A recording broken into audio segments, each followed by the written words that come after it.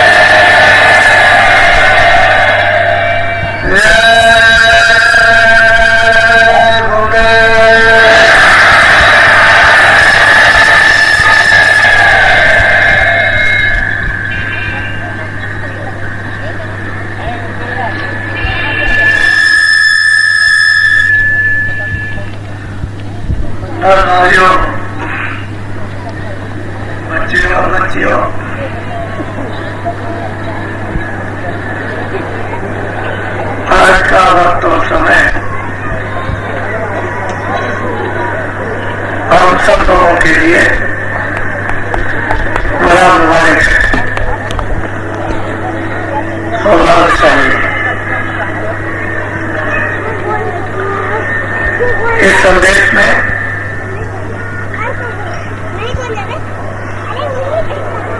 कोई किसी प्रकार का भेदभाव नहीं। बहुत लोगों ने परीक्षा, बहुत लोगों ने इंतजारी की कि कुछ न कुछ भेदभाव निकल आएगा। हिंदू मुसलमान सिख ईसाइयों के लिए या रामायण गीता भागवत पुराण कुरान के लिए या गंगा जमुना तीरथ भरत काबा के लिए, लेकिन कोई चीज भेदभाव वाले लोग पकड़ नहीं पाए।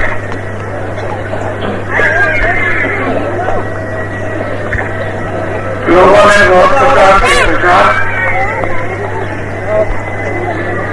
इस बढ़ती हुई संगत के संबंध में, इस बढ़ते हुए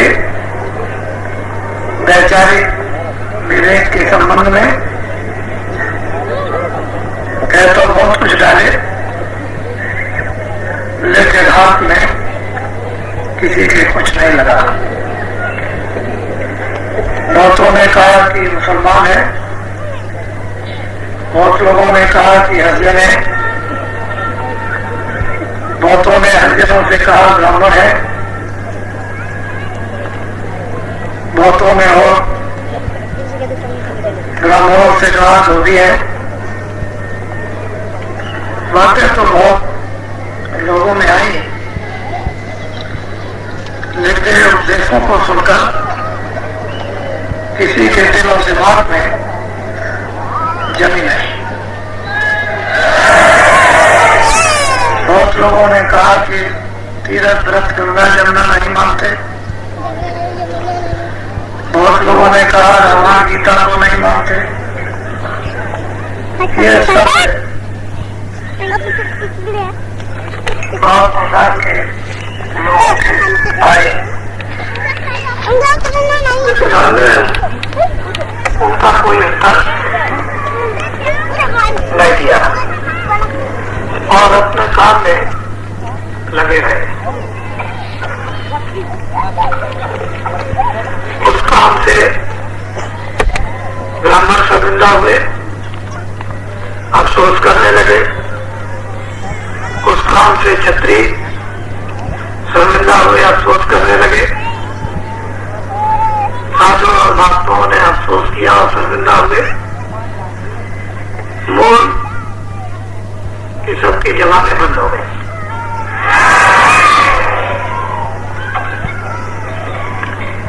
इस प्रकार के आरोप कबीर और गोस्वामी तुलसीदास जी पर लगाए गए, मीरा और सहजोबाई चरणदास जी पर लगाए गए और बहुत से महात्माओं औरों पर भी। लेकिन वो वक्त दूसरा था, ये वक्त दूसरा है। इस वक्त में प्राय मानव का चरित्र गिर गया, प्राय मानव की सत्यता समाप्त हो गई, प्राय लोगों की दृष्टि की पहचान खत्म हो गई, दो बेटियों की सर्वस्वी समाप्त हो गई, माँ बेटे का प्यार वो भी खत्म हो गया, भाई बंधुओं का आधार इज्जत भी खत्म हो गई। जो खान पान शुद्धि का था वो खत्म होकर के अशुद्धि का हो गया। वो वक्त दूसरा था, दूसरा है। अब कुदरत प्रकृति उसी का साथ सहयोग देगी, चाहे कितना भी तब ये करे कि मैं अपने दुश्मन को पैदा नहीं होने दूंगा, चाहे वादा कर सके दूसरे की अपने बेटे से भगवान का नाम नहीं ले लूंगा, और चाहे वो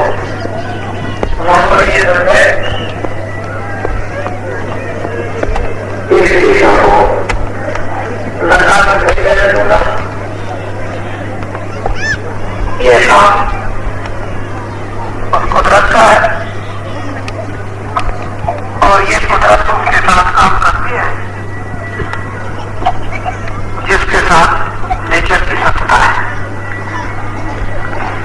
नेचर कुदरत उसी का साथ देती है जो उसको मानते हैं। जो नहीं मानते हैं उसका प्रकृति साथ नहीं है। वक्त वक्त की बात होती है। ये सब कुछ आपने भी सुना देखा, हमने भी सबको सुना देखा। आपको इतना विश्वास नहीं था कि हमारा सबका इतना बड़ा समुदाय तैयार हो जाएगा, खड़ा हो जाएगा। आपको ये मालूम नहीं था कि हम सबके सब होश में आ जाएंगे और एक सूत्र में बन जाएंगे। लेकिन कुदरत अपना जो काम कर रही थी उसने किया।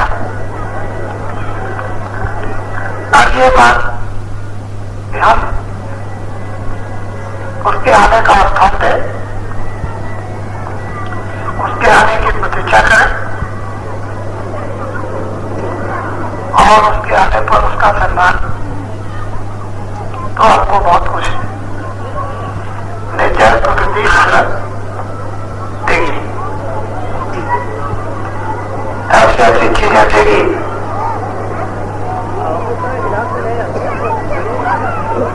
जो चीज वो देगी वो पढ़ने लिखने की वहां कोई बात नहीं, अंग्रेजी हिंदी उर्दू की कोई बात नहीं।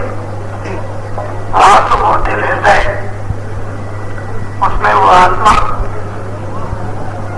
वो चीज होगी जो आत्माओं की शक्ति और ज्ञान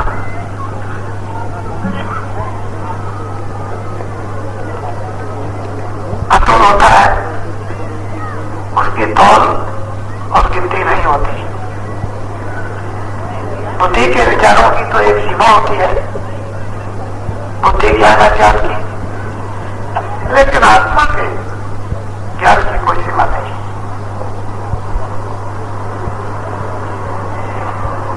प्रकृति परमात्मा की सत्ता को जाहिर करने का एक मोटा फूल है, एक मोटा पता है जो उस प्रभु की सत्ता को बराबर बताती रहती है कि कोई शक्ति है जिसने जो दो आंखों से चीजें देखते हो वो बनाई, जो आदमी नहीं बना सकता, मशीन और औजार नहीं बना सकता। ऐसी चीजें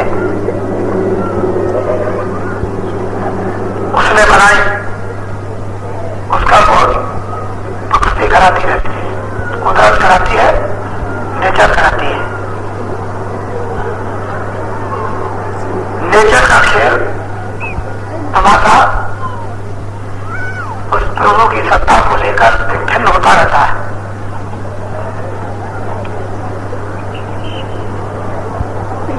संबंध तो जरूर रहता है,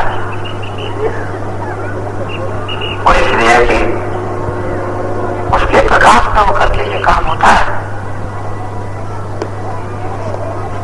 हम मनुष्य शरीर में बैठे हुए हैं,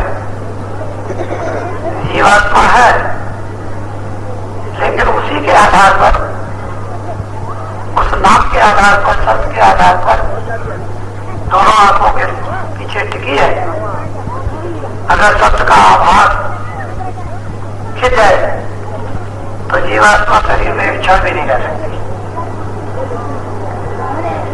यह ठीक है कि वो बिल्कुल अलग थलग हो गई, लेकिन उस शब्द की ठंडक बराबर जीवात्मा तक आती रहती है। इसी तरह से नेचर उस प्रभु की सत्ता का इजहार करता है, फैलाव करता है बराबर। अब ये जरूरी और आवश्यक है कि जो इतने गुण विषय थे, इन विषयों के जानने की जो गुण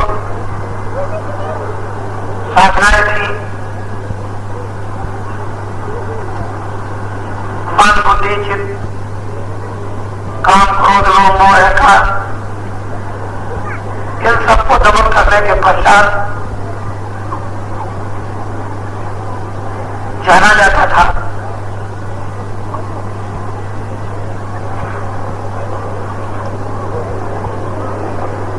लेकिन अब काम क्रोध लोभ मोह अहंकार कितने प्रबल शत्रु है कि इनके कारण हम कुछ भी नहीं जान पाते।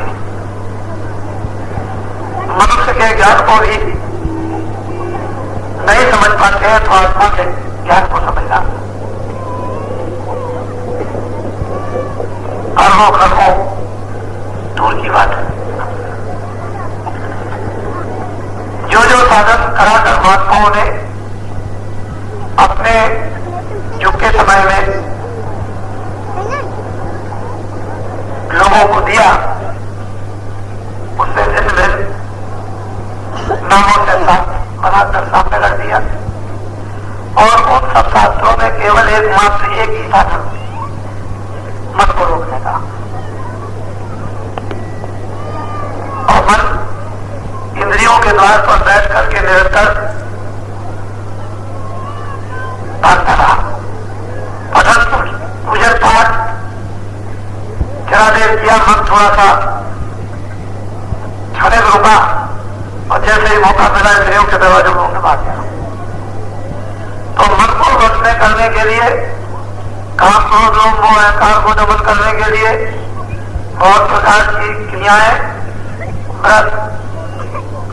तरह तरह के संयम जो समय पर कराए गए थे, उस समय पर ये मन और इंद्रियां बस में नहीं हुई और काम क्रोध लोभ मोह अहंकार दमन नहीं हुए। कलयुग में नाम प्रधान है जिसमें काम क्रोध लोभ मोह अहंकार भी दमन हो जाएगा और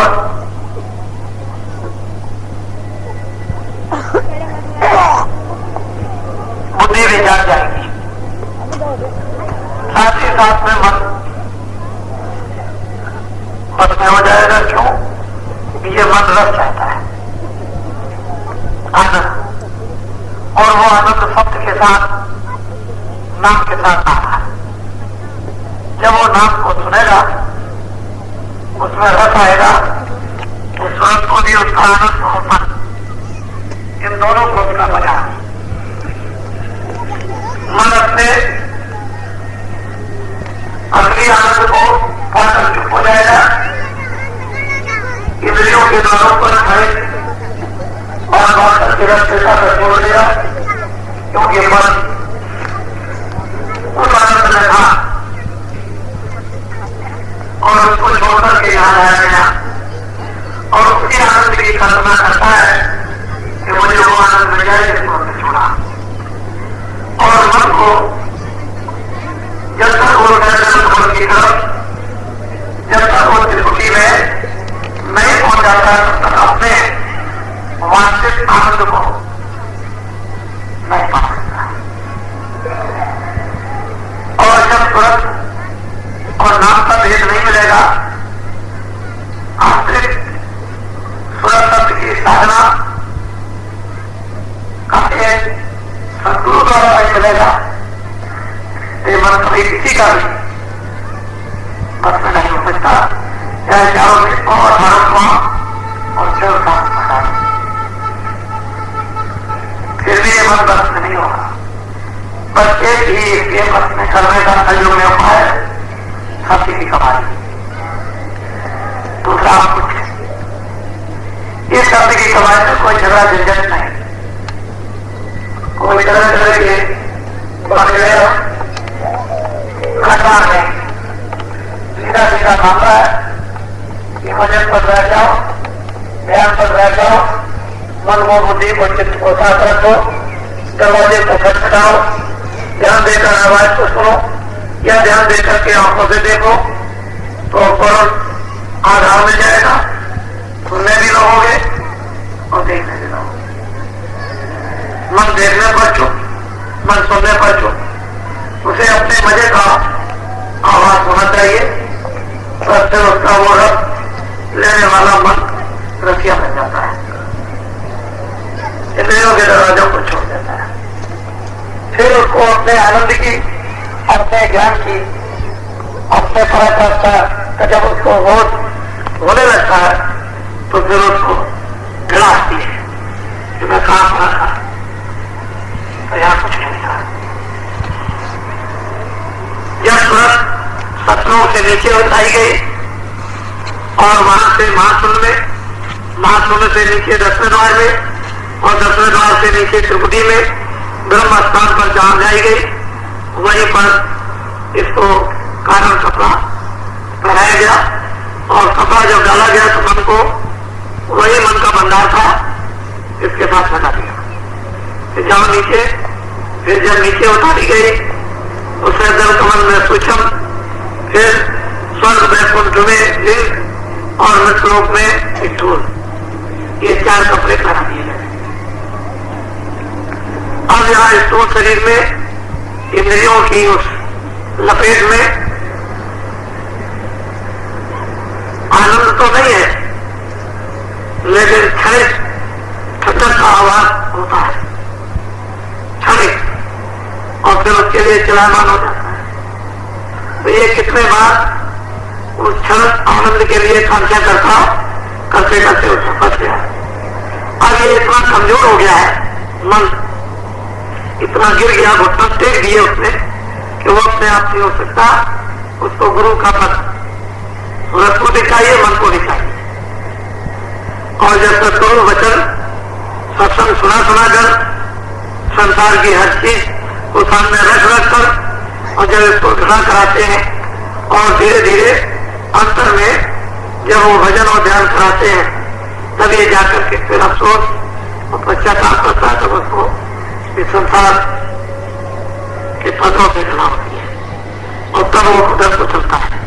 तो इसमें गुरु की कृपा जब तक हमें नहीं होगी तब तक मन कुछ नहीं करेगा। और बिना मन की मदद के सूरज जाग नहीं सकती है, वो तो बिल्कुल अकेली पड़ गई। मन की मदद लेकर ही सूरज के ऊपर के पर्दे उतारे जा सकते हैं। और यही काम गुरु करते हैं कि मन को सूरज को साफ कर देते हैं और फिर धीरे से पर्दे उतारते हैं। फिर वो पर्दे कर्मों के जब उतर जाते हैं तब काम होता है। और ये बहुत गहन, बहुत कुछ फिर भी सूक्ष्म ये विषय और शिक्षा है। हम लोग जैसा कि एक साधारण शब्दों से समझाकर सरल कर दिया गया, भजन की युक्ति बताकर, वैसे बिना गुरु के ये साधारण नहीं था, सरल नहीं था। ये तो इतना दुर्गम और कठिन था, इसको कोई कर ही नहीं सकता था। इसलिए बहुत कृपा हुई जीवों पर, दया हुई कि सत्पुरुष ने संतों को भेजा, जाओ उन पर संस्कार डालो, उनको अपना विश्वास दो, घर का पता बताओ कि तुम कहां से आए हो और किस रास्ते से आए हो, तुमको किसने यहां फंसा लिया है और किस किस जाल में तुमको उलझा दिया और फिर तुम्हारे ऊपर किस किस प्रकार के योनि के पर्दे चढ़ा दिए और फिर तुमको नीचे कारखानों में 84 लक्ष योनियों में क्यों कर उतारा। ये जब समझाए उन्होंने सब एक काल का खोला और फिर मदद देकर उससे निकाला, तब कहीं जीवित करता है। मूरी का कीड़ा तो मूरी में आनंद लेना अच्छा समझता है, उसे खुशबू कहा। ये जीव गिरे हुए थे, उनको धीरे धीरे धीरे धीरे संस्कार डाल डाल करके, दया दे दे करके उनको धीरे से ये विरोह किया कि आप कम से कम उस रास्ते को सुनने के लिए इच्छा तो करते हो, कि सुने भी, देखे भी, चले और अपने घर में पहुंचे, मालिक का दर्शन भी हो। ऐसी तो जीवों में इच्छा होने लगी, लेकिन फिर भी माया का इतना प्रपंच, ये जंगल करीब की जानिया थी बेरों कि उनमें जीव को ऐसे कटीले खातों में फंसा दिया कि उसे निकल नहीं सकता। ये थी माया, जो अपना रूप दिखाती नहीं लेकिन छाया में सबको मोहित कर देती है और हरण कर देती। सब लोग माया की छाया के लिए विलाप करते हैं, रोते और चिल्लाते हैं, सिर पीटते हैं, छाती पीटते हैं, लेकिन छाया किसी के हाथ में मोटी सीधी। अब खान पान के बिगड़ने से कर्म तो चढ़ेगे ही,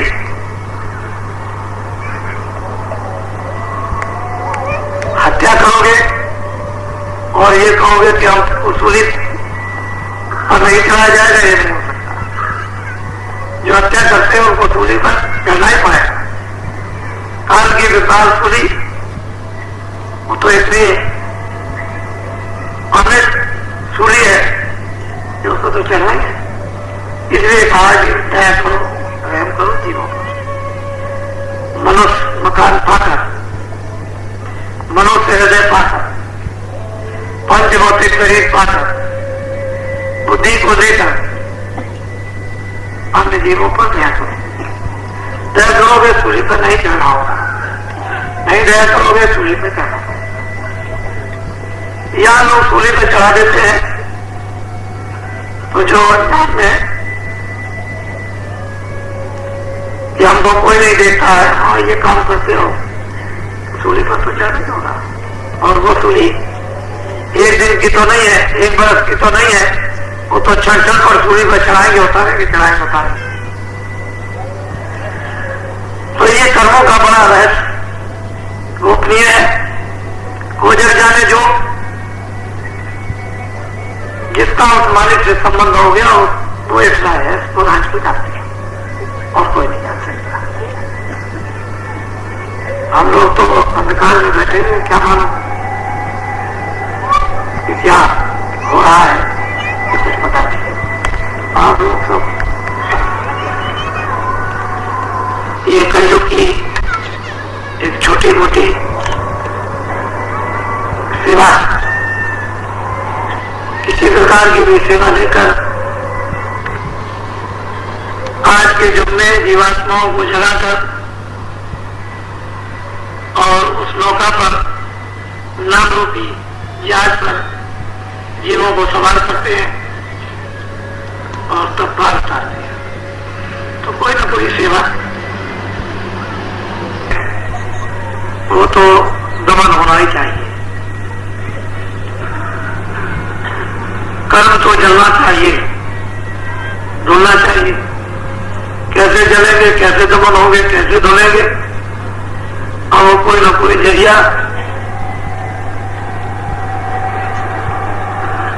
महात्माओं को निकालना ही पड़ता है, मगर उसके नहीं होगा। आपको इन सब चीजों से मतलब क्या? मतलब तो आपको ये होना चाहिए कि हमारा तो कल्याण हो किसी तरह से। अपने लक्ष्य को तो ये रखना चाहिए कि कैसे भी हो, ना हमको अच्छा मालूम ना हमको बुरा मालूम, हम तो अगर यहाँ फंस गए, जुग जुग से फंसे हुए हैं, अगर कोई कृपा हो जाए तो किसी जीवन में पार हो जाए। आपको तो अपने पार होने से मतलब है।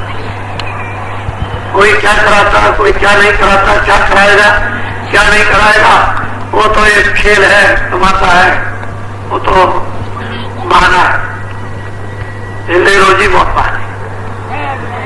आदमी चला जाता है जहाँ से कंकर से वो फिसल जाता, गिर जाता, मौत हो जाती है, तो वो कहते हैं कंकर ना होता इसकी मौत नहीं होती,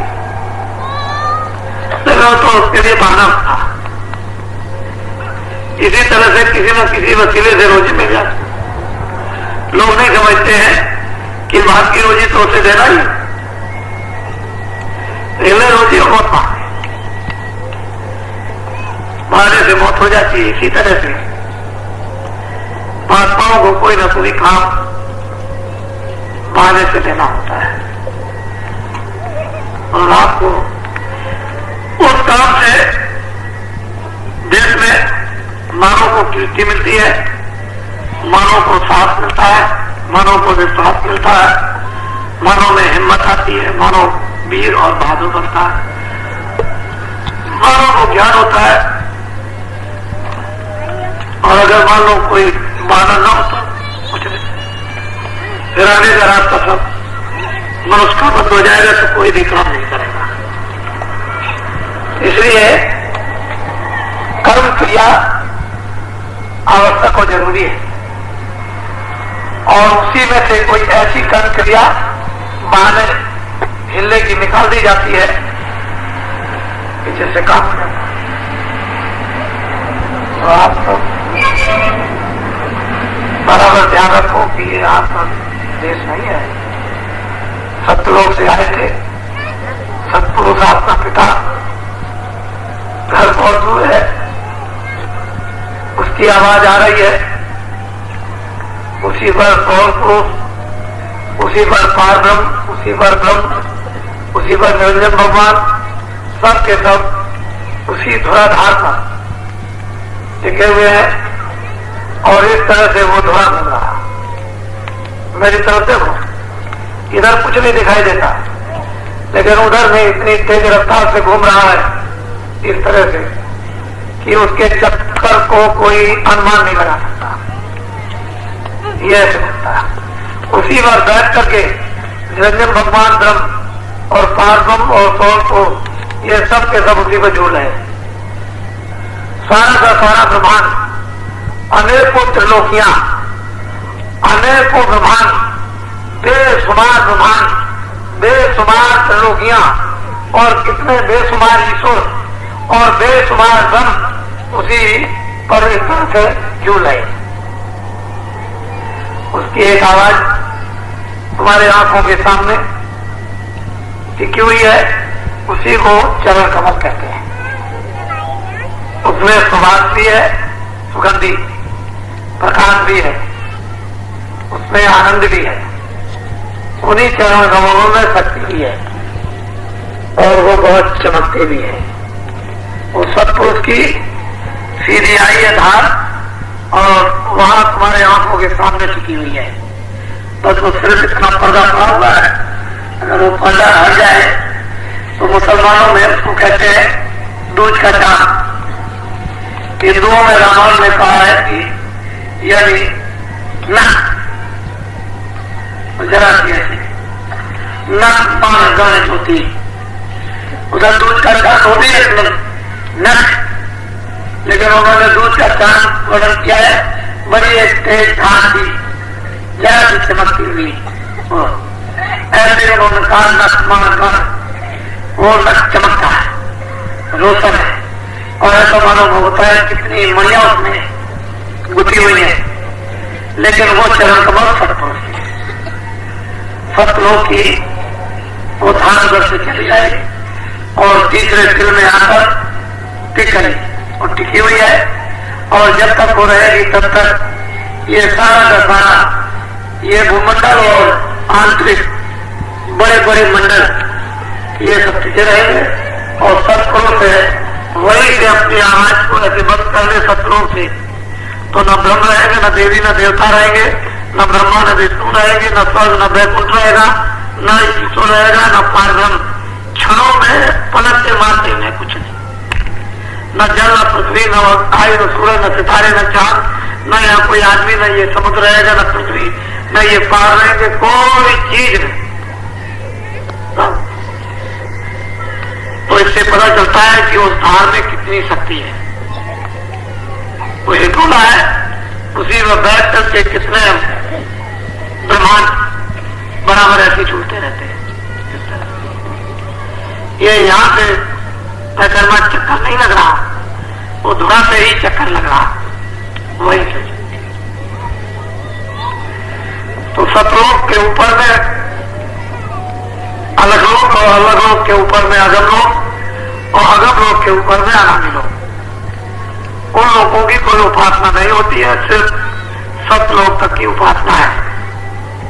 इसलिए उन्होंने ऊपर में वर्णन कर दिया है कि वो अलग है, लगने में नहीं आ सकता अगम है जिसकी कोई ज्ञान नहीं, अनाम जिसका कोई नाम नहीं है, लेकिन वैसे सब कुछ है, ऐसा नहीं कि नहीं है। और वो सतलोक से भी अलग अपार बड़ा है, अलग से अपार बड़ा आगम और फिर बेइंतहा जिसका कोई शुमार नहीं, वो अनामी। ये वेद शब्द लेकर कलयुग में आए, उन्होंने नीचे से लेकर के ऊपर तक सबका भेद बताया, कितने देवी कितने देवता हैं, 33 करोड़ देवी, 10 करोड़ शंभु, 9 करोड़ दुर्गा, ये सब की व्याख्या संतों ने अलग अलग की। ईश्वर क्या है, ब्रह्म क्या है, पारब्रह्म क्या है और महाभारत को किसको कहते हैं, सब कुछ अलग अलग। स्वर्ग क्या है, वैकुंठ क्या है, ब्रह्मांड क्या, ये सब उन्होंने अपनी आंखों से देखा। लेकिन ये जो खान पान इन दिनों में बिगड़ गया, इसके कारण मस्तिष्क में ये कोई चीज आ नहीं रही। बुद्धि में ये तीक्ष्ण था, अब नहीं। जो बुद्धि में विवेक होना चाहिए था वो खत्म हो गया। बुद्धि एक तरह की सुन कर्मों के द्वारा सोच ही गई। जैसे आदमी सो जाता है तो बेहोश हो जाता है, ऐसे ही बुद्धि ज्ञान का हो जाता है और सो गई बुद्धि। ये कर्मों के बस ऐसा हो गया। खान पान छोटा नहीं बिगड़ा, बहुत बड़ा।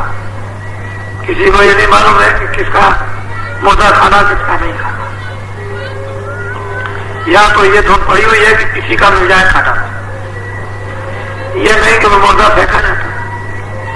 मुर्दा पेट में नहीं रखा जाता। मुर्दा पेट पर लोग स्नान करते हैं, शुद्धि करते हैं, फिर हवन आदि करते हैं और भी पूजा पाठ करते हैं, फिर लोगों को उस प्रायश्चित को खत्म करने के लिए खिलाते पिलाते भी हैं ये सब। लेकिन हम लोग ये सब भूल गए। बुद्धि के सोने से बिना महापुरुषों के ये बुद्धि का जागरण नहीं होगा और सही चीज समझ में नहीं आएगी। और आप सब सत्संग की बातों को भी आगे रखो कि देश के आचार्यों में इसकी जरूरत और आवश्यकता है। और बिना सत्संग के, बिना अध्यात्म के, बिना मानववाद के, मानववाद से अध्यात्मवाद आता, अध्यात्मवाद जाग गया तो ईश्वर दर्शन होते हैं। मानववाद नहीं आएगा तो मानवता समझ में नहीं आएगी, फिर न सत्यता होगी, न हृदय में दया होगी, न बुद्धि में विवेक होगा। और मानवता आ जाएगी तो हृदय में दया, जबान पर सत्यता, बुद्धि में विवेक होगा। इसी के पश्चात महात्माओं का मिलन होता है। उनके मिलन से ये सौभाग्य प्राप्त हो जाता है कि फौरन बुद्धि में जब विवेक है तो ज्ञान होता है। आत्मज्ञान होने से अपने आप का बोध ईश्वर दर्शन होता है। ईश्वर दर्शन से धर्म का भी दर्शन, ब्रह्म दर्शन से पारब्रह्म का भी दर्शन, उसके बाद में परा शक्ति का दर्शन, ये सब दर्शन, सत्पुरुष का भी दर्शन। और नहीं मानव धर्म नहीं है तो अब ये मानव धर्म समाप्त हो गया। इसकी अब जरूरत जिससे कि परस्पर समानता, सद्भाव, मोहब्बत और प्यार। मोहब्बत और प्यार में विकार उठते नहीं। जहां माँ बेटे का प्यार होता है, मित्रों मित्रों का, वहां चोरी और गाली गलौज नहीं होता। तो मोहब्बत और प्यार है। तो मोहब्बत और प्यार एक ऐसी चीज है जो लिखी नहीं जा सकती और वो महात्माओं से मिलती है और कहीं से नहीं मिलेगी। तो आज देश के हर कार्यों को, हर मानव इंसानों को इसकी जरूरत है। धर्म और मजहब कोई अलग नहीं होते हैं, एक ही होते हैं। हम लोगों ने पता नहीं क्या समझकर महात्माओं को मानवता से भिन्न समझा और धर्म से भी भिन्न समझ लिया। इसलिए ये सारी आपत्तियां जो चारों तरफ मना रही हैं, ये अपने किए हुए कर्मों का प्रायश्चित है। और ये सिर पर चढ़ के बोलेगा, सिर पर चढ़ेगा और भूत भर करके बोलेगा और आपको बताएंगे कि देखो ये बोल रहा है। ऐसा नहीं कि बताया नहीं जाएगा। तो महात्माओं की देश के लिए अब जरूरत है, वैसे आपको जरूरत पड़ेगी। और इस देश के लिए महात्मा रतन है। जब वो रतन लोप हो जाते हैं, जंगलों में चले जाते हैं, तभी तो ये विनाश होता है समाज का, परिवार का और देश का और मानव का। और वो रतन अगर जंगल में न जा सके तो घर बन जाता है, परिवार और समाज बन जाता है, मानव बनता है, देश बन जाता है। घर भी संपन्न रहता है, समाज भी संपन्न, मानव भी संपन्न रहता है, देश भी संपन्न रहता है। महात्माओं की जरूरत है। वैसे सभी मुल्कों के लोग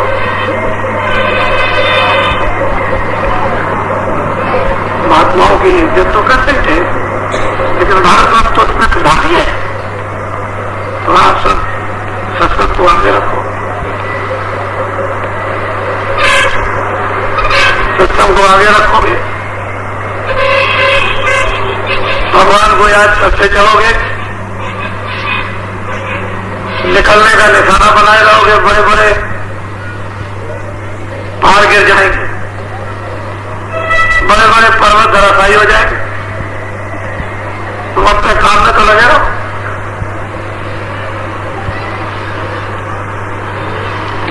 उस्ताद जो है वो अखाड़े में पहलवान को लड़ाना जानता है। पहलवान अगर उस्ताद न हो तो गबले नहीं टिक सकता। इसी तरह से महात्मा जब मिल जाते हैं तो उस्ताद होते हैं, हर एक गांव जानते हैं, आगे का पीछे का वर्तमान का, और किसी न किसी गांव से मान लेते गिर जाता है, क्या देर लगती है। इसीलिए वो बात याद रखो कि जो आपको ये कहा गया था कि छोटी बड़ी समुद्र और तालाब की मछलियां फंसाई जाएगी, वो ऐसा जाल फेंका जाएगा कि एक ही जाल में सब जाल, उसमें छोटी बड़ी बड़ी बड़ी मछलियां फंस जाएंगी। वो है हकीकत और वास्तविकता, उसमें बराबर का कोई काम नहीं। जो रोशनी है प्रकाश है वो अपनी जगह पर है, रोशनी आएगी अंधेरा दूर जाए, बात खत्म है। पानी पीने को मिल जाएगा, प्यास अपने आप चली जाएगी, बात खत्म। इधर उधर की बात से क्या मिलना जुलना, बातें सब तरह की छोटे छोटे शब्दों में समझाई गई, लेकिन उन सब चीजों को अगर हम संग्रह कर लें तो बड़े बड़े पोते बन जाएंगे, बड़े बड़े घर हो जाएंगे। छोटी छोटी चीजें बड़ी बड़ी चीजें होती हैं, और जितने भी महात्मा आए हैं उन्होंने छोटी छोटी चीजें रखी जो सबको उसका फल दिया, सबको उसकी समझ दी और सब लोगों को जगाया। उसमें भेदभाव कुछ रखा नहीं, ऐसी छोटी छोटी चीजें उनकी होती। तो आज 17 तारीख है 1984, ये मथुरा आश्रम है। आप लोग नए भी लोग आए हैं, वो भी देख रहे और सुन भी रहे और समझ भी रहे। कुछ देखने से, कुछ सुनने से और कुछ अनुमान से अनुभव होता है। इन तीनों चीजों से अनुभव, तीनों चीजें न मिले तो अनुभव पक्का नहीं होता। सुना भी होगा आपने, कुछ देखा भी होगा, कुछ अनुमान भी लगाया होगा।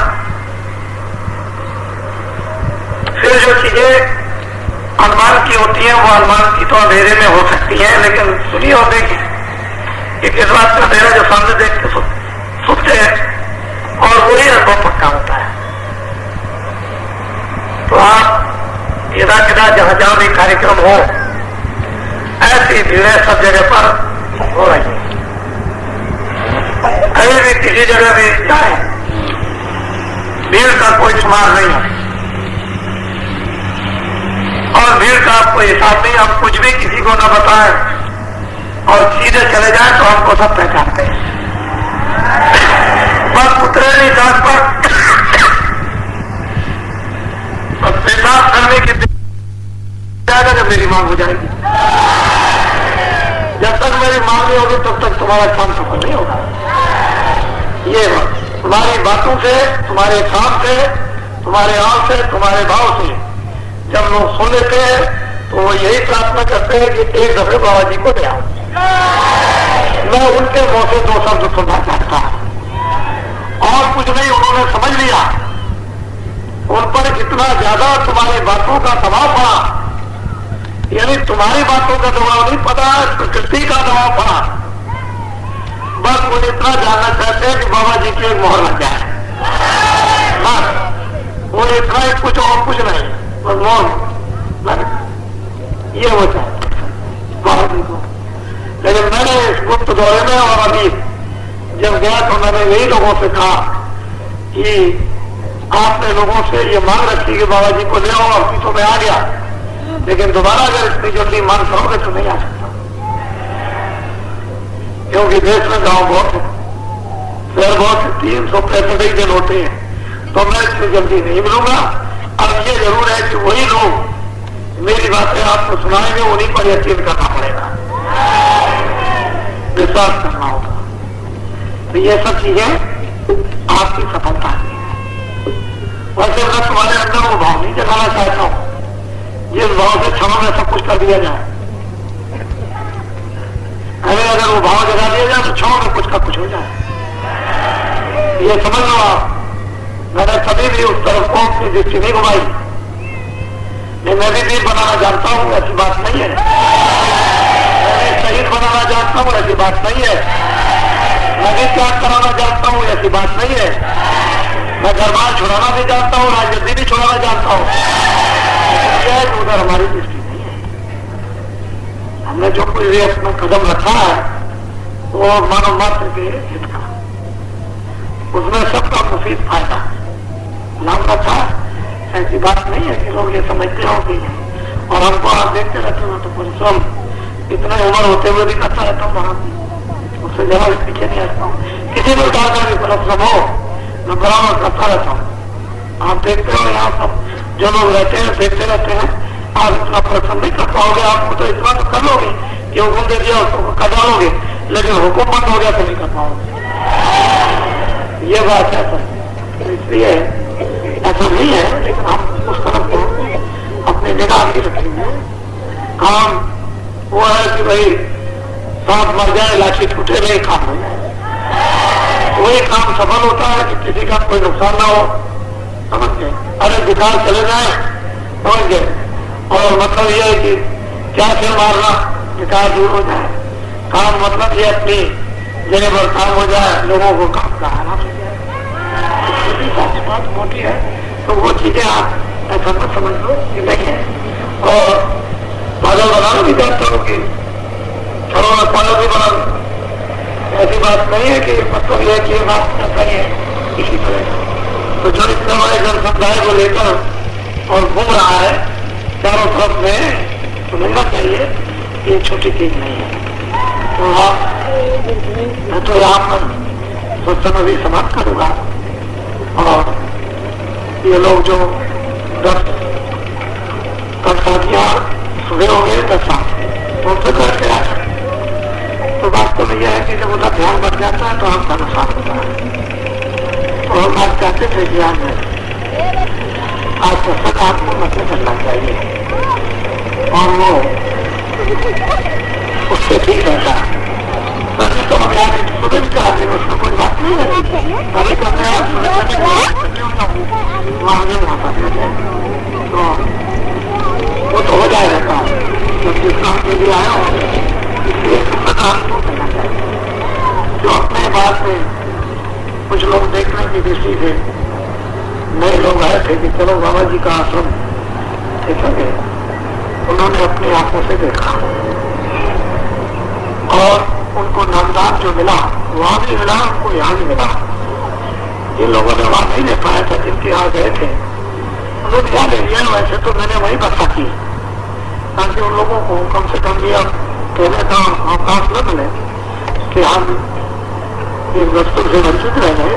हम ये जानते तो जरूर है कि आपको लेना नहीं आता, दे दिया जाए तो रखना नहीं आता, लेकिन फिर भी इस मालिक की दया से बसा होनी है और कर दी जाए तो कभी समय आएगा तो दिन पड़ जाएगा तो जम जाएगा। तो इस क्या से मालिक की दया लेकर के तो बरसात की गई, तो बरसात की कहा रही है। ऐसा नहीं है कि महात्मा का डाला हुआ बीज व्यक्त चला जाए, ऐसा नहीं होता। न कभी ऐसा हुआ है और न कभी ऐसा ग्रंथों में लिखा गया है।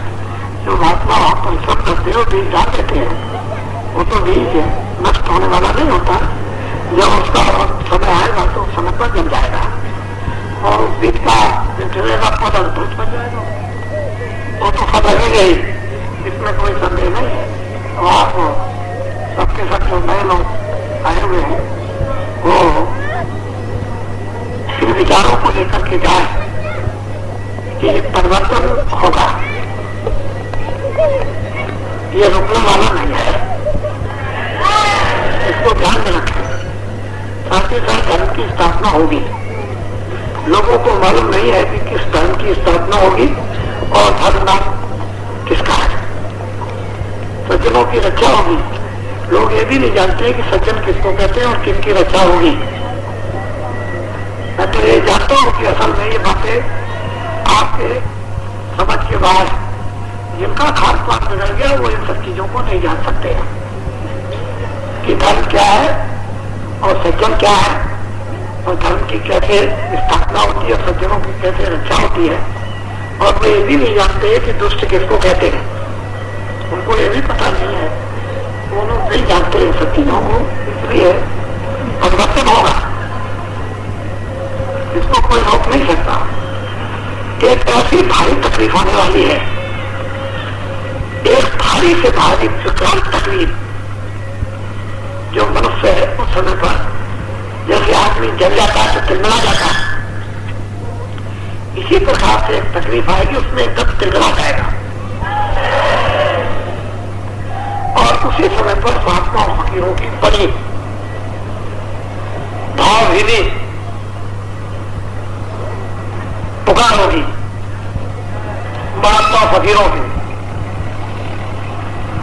तो जब भावहीनी जब पुकार होगी महात्मा फकीरों की, उस समय जब लोग तिलमिला जाएंगे तो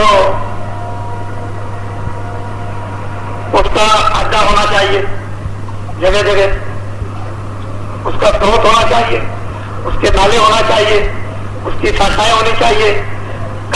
शाखाएं नहीं होगी, नाले नहीं होंगे, नालियां नहीं होगी तो पानी वहां तक नहीं जा सकता। लोगों को पानी पीने को मिलेगा नहीं, लेकिन जब नालियां तैयार होगी, पानी चलना होगा, और उस समय पर जब फकीर और महात्माओं की भावभीनी पुकार होगी तो फौरन वो तो स्रोत मतलब पान है लगे हुए होंगे और वो लोग फौरन खेत कस लिए जाएंगे, पकड़ लिए जाएंगे। फिर देखिएगा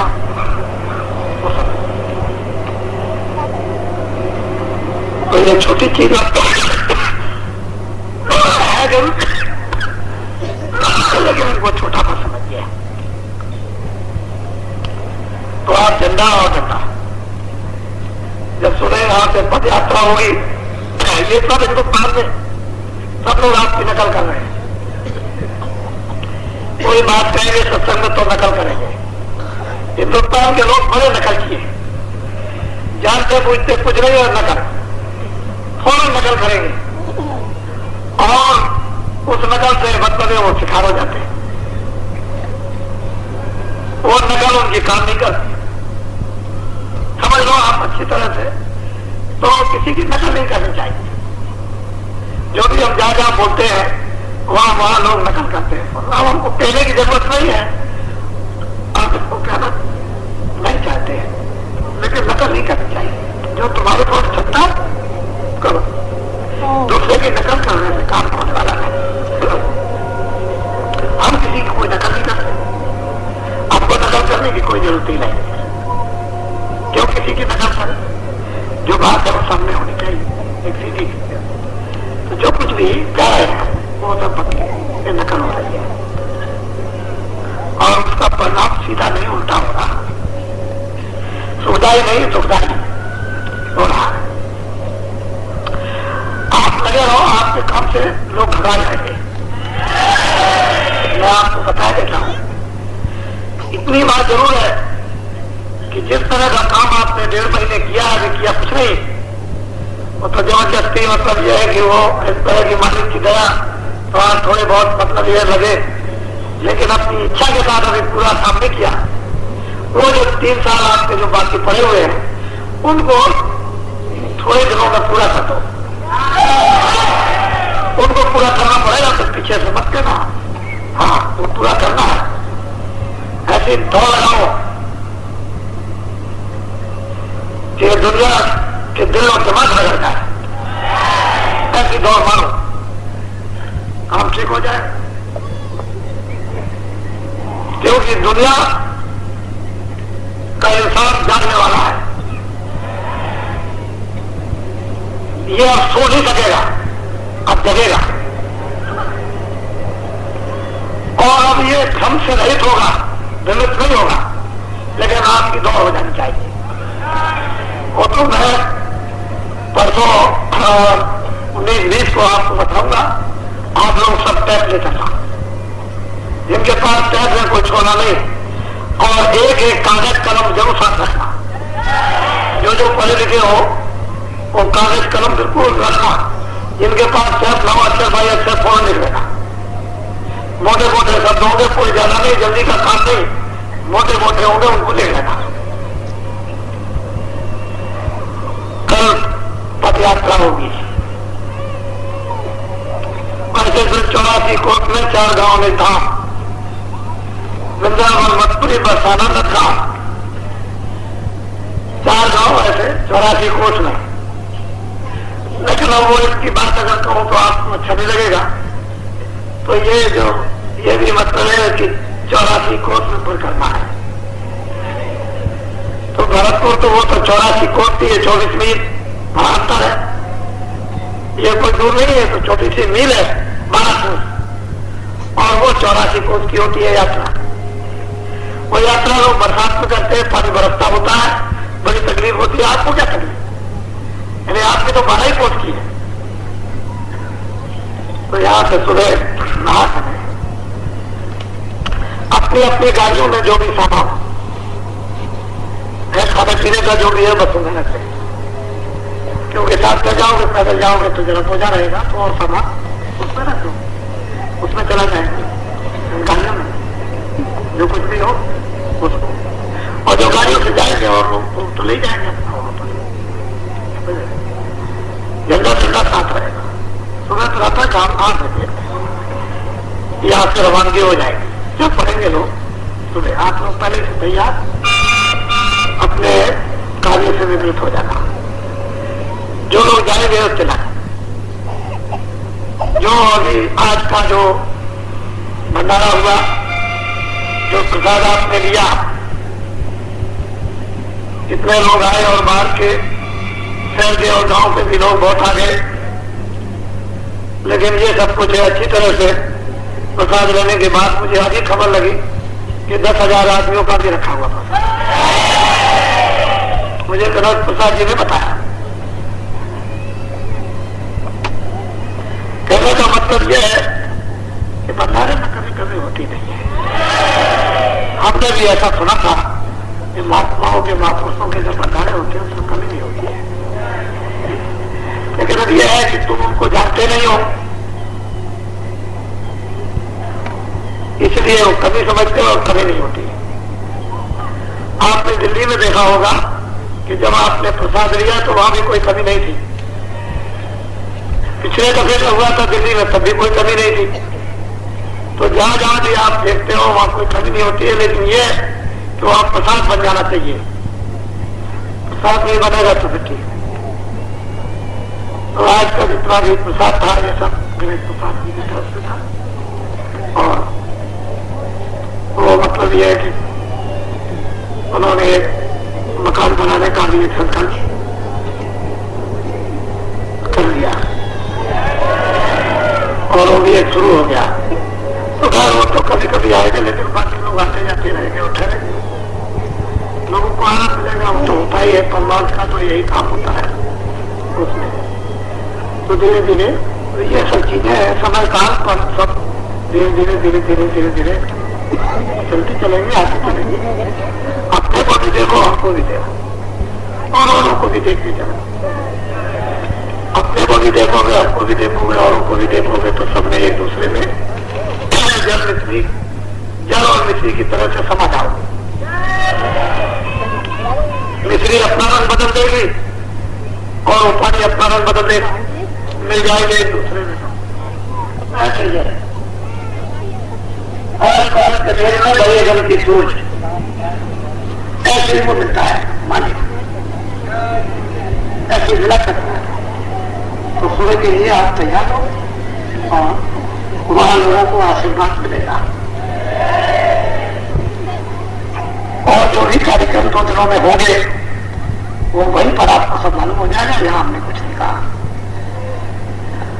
और हमको तो आशीर्वाद देने के लिए जाना ही पड़ेगा, क्योंकि वो तो जगह जगह जगह जगह वो तो आशीर्वाद मेरे पास तो कुछ नहीं है, लेकिन वो तो मालिक को जो काम कराना है वो तो कुछ ना कुछ निमित्त मात्र बनाना ही पड़ता है। जगह निमित्त मात्र बनाए हुए काम नहीं करता है, वहां से बैठ करके वो कोई काम नहीं कर सकता। इसको हमेशा याद रखना। शक्ति उसमें सब कुछ है, उसमें कोई किसी तरह की कमी नहीं, लेकिन वहां से बैठ के कोई काम नहीं करेगा। वो तो जो जहां का काम है वहीं से बैठ के कराएगा, जो कराएगा वही काम काम उसका समझा जाए, उसने किया। असली चीज तो ये है। तो आप लोग थोड़े तैयार हो जाए। और कोई देवी कोई अगर मान लो अपने पति के साथ ये समझे कि आप 84 कोष की यात्रा में लोग स्त्रियां साथ जाती हैं और हम भी अपने पति के साथ जाए तो कोई बंधन नहीं है। लेकिन हमने इसलिए सोचा कि व्रत है जो यहाँ रहना चाहती है कि भाई नहीं जाएंगे वो यहाँ रह सकते, कोई ऐसी बात नहीं। वहां का 2 दिन का कार्यक्रम मैं तो वैसे कल शाम को जाऊंगा, दिन में तो नहीं जाऊंगा लेकिन शाम को पहुंच जाऊंगा और 2 दिन का कार्यक्रम होगा आपका, होली का द्वितीय कार्यक्रम रहेगा और उसका संदेशा जो भी आपको मिलेगा वो जल्दी शीघ्र है, यदि देर करने की जरूरत नहीं जरा बस वो बात नहीं समझो, उसको यही से समझ के जाओ, उसमें देर नहीं करनी है। वो यही से अपने विचार पक्के बनाते हुए जाओगे, जो भी सुन के आएंगे बस समझ लो बस अपने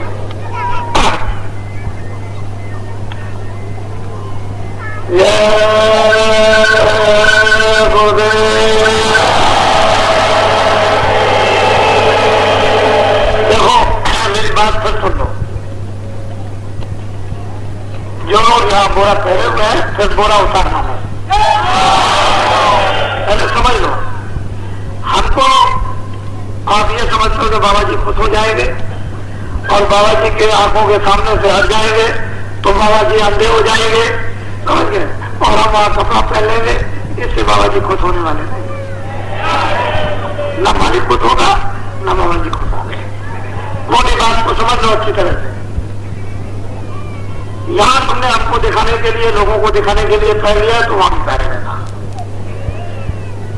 और अगर वहां कोई कपड़ा उतारता हो पहनने वाला, वहां वो कपड़े सफेद पहनता हो तो इस पर यकीनों विश्वास बिल्कुल मत करना। ये मैं तुमको बता देता हूं, ये कसौटी है। खड़ा आपको कुछ समय के लिए उतरना ही पड़ेगा और एक दफे अगर खड़े उतर गए तो फिर जब शाम डर जाती है तो काम हो जाता है। तो एक दफे तो खड़ा उतर रही है आपको, फिर तो सड़क बन जाएगी। फिर क्या बात है, वो तो ऐसा होता है ना कि बिच्छू अपने बच्चों को पैदा करती है और पैदा करके बस बच्चे उसी के पीठ में बैठ जाते हैं और बिच्छू को खा लेते हैं, अपनी माँ को खा डालते हैं, जीवित हो जाते हैं। तो वो तो ऐसा होता है कि जो लोग रास्ता बनाते हैं औरों के लिए बनाते हैं और तो लोग आराम से चलते रहते हैं। तो उसके लिए तो कभी खड़ा होकर नहीं पड़ेगा उस रास्ते के लिए।